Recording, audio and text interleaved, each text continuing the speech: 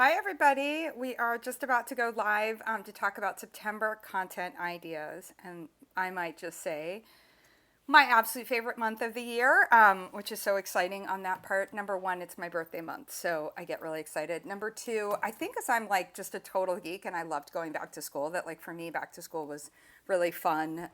And number three, I love the fall. And so kind of like all of it coming together. But I might be alone, or I might be in a much smaller group of people that love September from that front.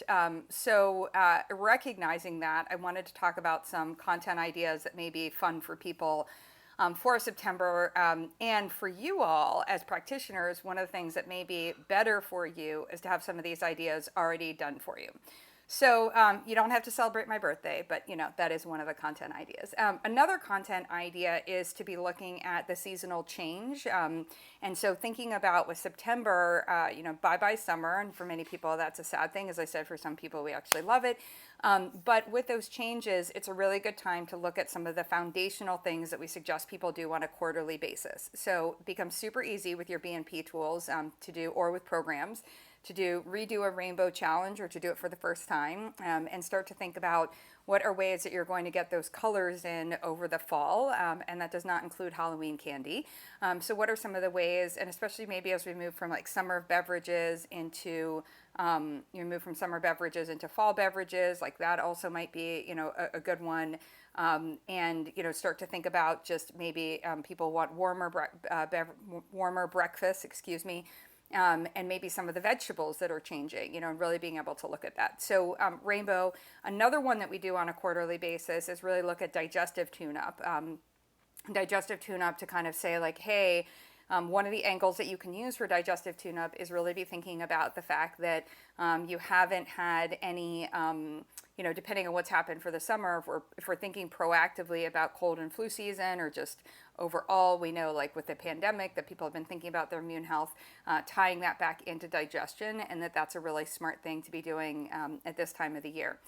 So those are both great recommendations. And then I would add to that, and this is a really good one going into thinking about Halloween, and then kind of the unfolding of everything from Halloween through football season and Thanksgiving and Christmas and other holidays, etc.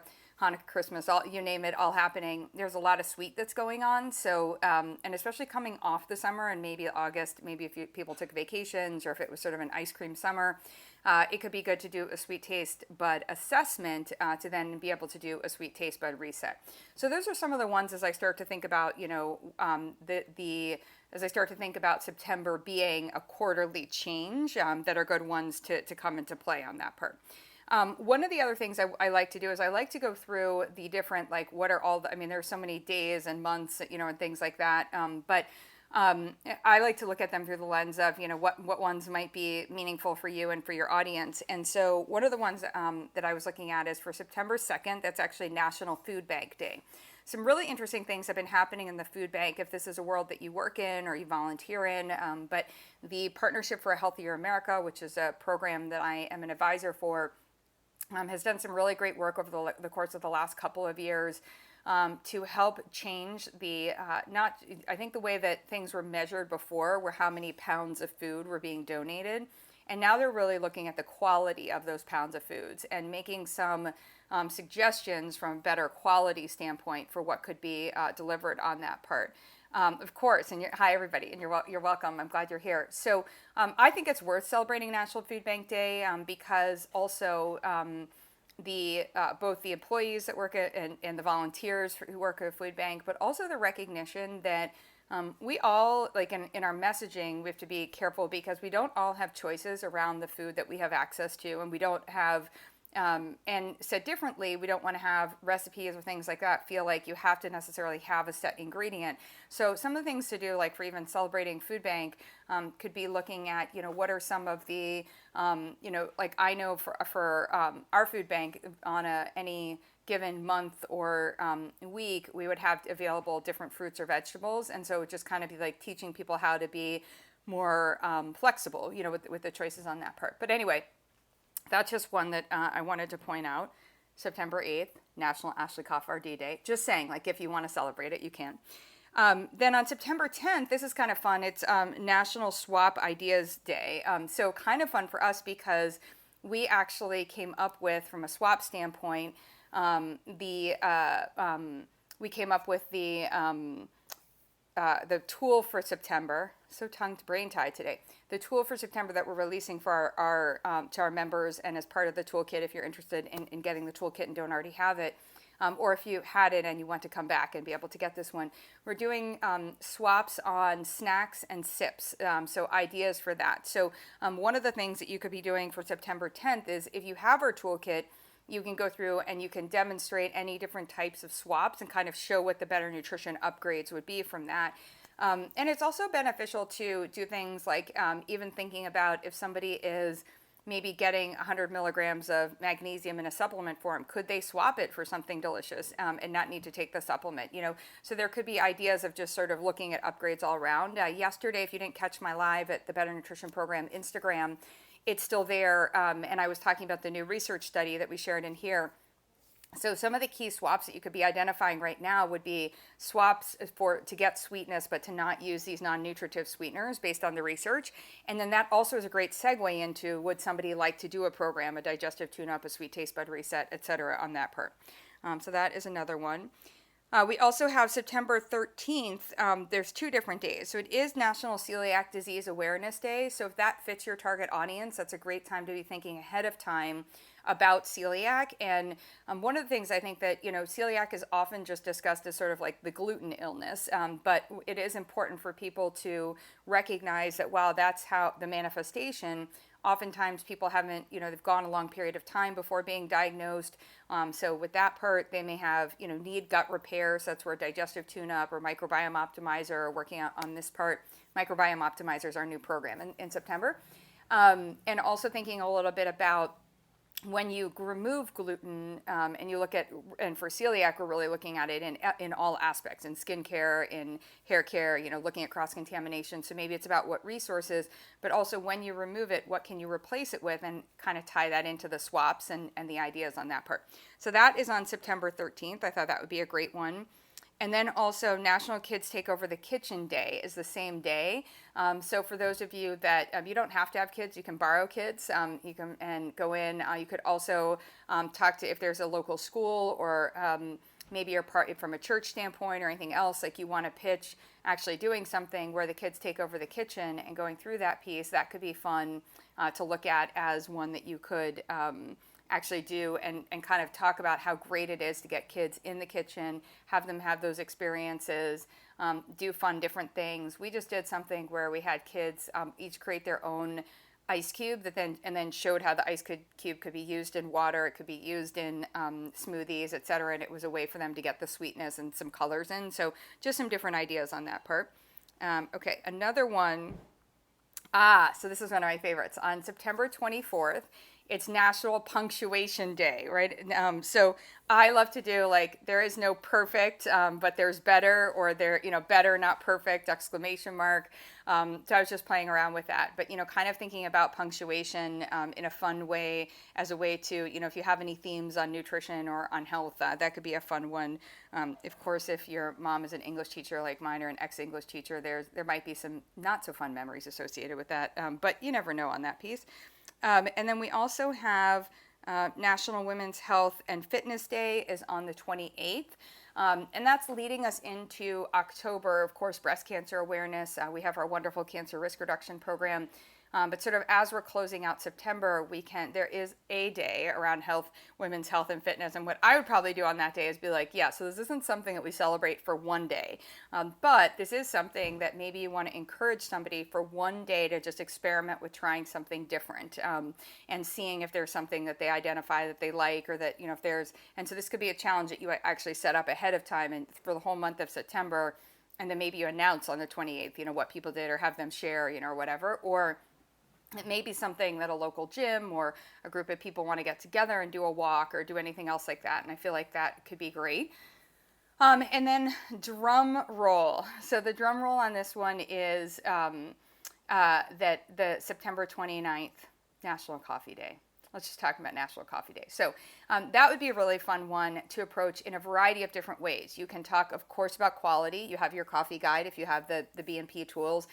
So really to talk about the quality of coffee. And we have more information too on not just the quality of coffee, but like also information on the growers and the health of the families there and all around the world. But what we know today too is that there's real issues with things like glyphosate residue and other things in our coffee. So for a lot of us, coffee is something that we're having very regularly. So that concept of what's going in and on your body more often, like that's a good thing, to be able to connect on that part.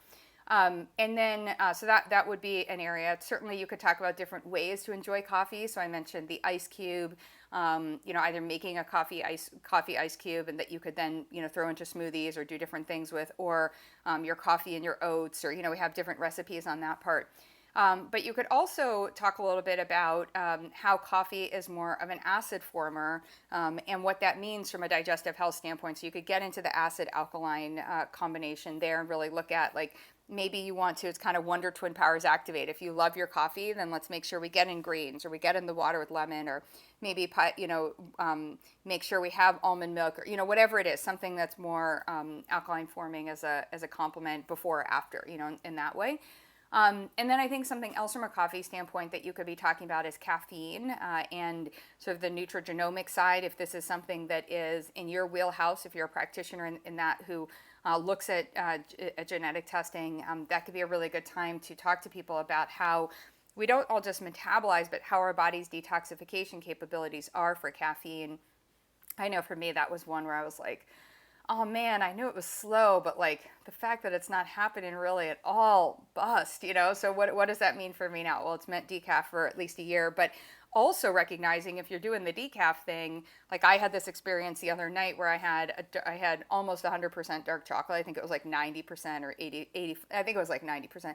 And I had it in the evening and I was like, Shazam. Like number one, I could get a bunch of work done, but I also couldn't fall asleep until about 1 a.m. So talking about caffeine in that capacity, the different forms of caffeine, and we've got some really good resources for you, as well as our caffeine evaluation so that people can start to personalize that with you.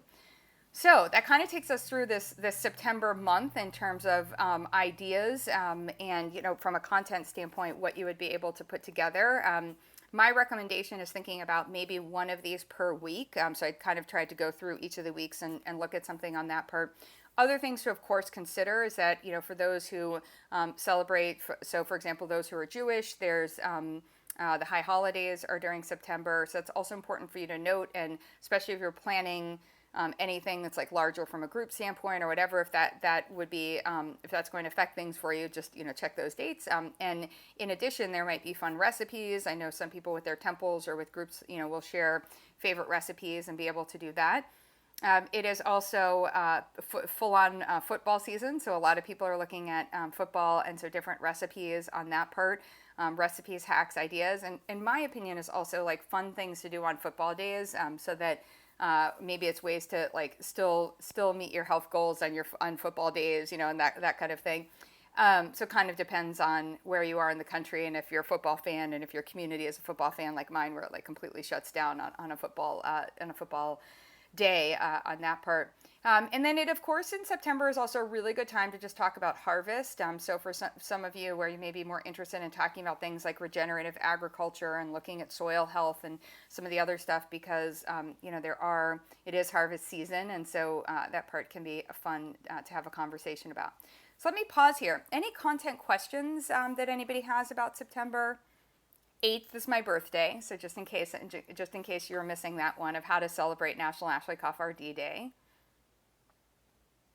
Anybody have any questions or questions about planning their content, how they might use it? Hopefully, as I mentioned with the start of this, having the toolkit and having the tools, you are going to have a ton of content that is done for you. So it's really plug and play as you look at these different days or these different themes. And if you didn't catch me at the beginning where I was talking about, things that I look at on a quarterly basis, really looking at the shift in the season in September is a great time to have those conversations and start people to get in those habits. And perhaps for you on a content standpoint, remember, marketing isn't always about attracting new clients. In fact, often the most successful use of marketing is to actually encourage clients to stay with you or to bring back people who may have stopped or had discontinued working with you or taking a break, etc. And so one of the ways to do that is to come back to things that maybe you did in the beginning. Maybe looking at their water, maybe looking at the rainbow, maybe looking at a continuous glucose monitor again, things where, and start them proactively planning for the fall winter time period on that piece. Okay, if we don't have any questions on content, I am also here and absolutely happy to answer any business questions that anybody might have, or questions that came up out of the live yesterday. I've been getting quite a few of them about the sugar study or the sweetener study. And if you don't have any other questions, I'm going to use the time to get back outside. I was outside, thus the appearance, but took a break to come in. Let me just see. Any other questions, thoughts? All right, I'll leave you with September content then. I hope that you guys will take advantage of some of this content. And for those of you that are members, it's a really good time to also, with that back to school theme, I forgot to mention, of course, our back to school guide, but to go back to our video library, because last year we did a bunch of those interviews from a back to school standpoint, several of which talked about things to do from a planning standpoint for your business and things to implement at this time of the year. So if you're a member, it's good to go back to the video and be able to grab some of those as well. They're still relevant, very relevant. Okay. All right, everybody. Have a good one. And I hope to see you again soon. Take care.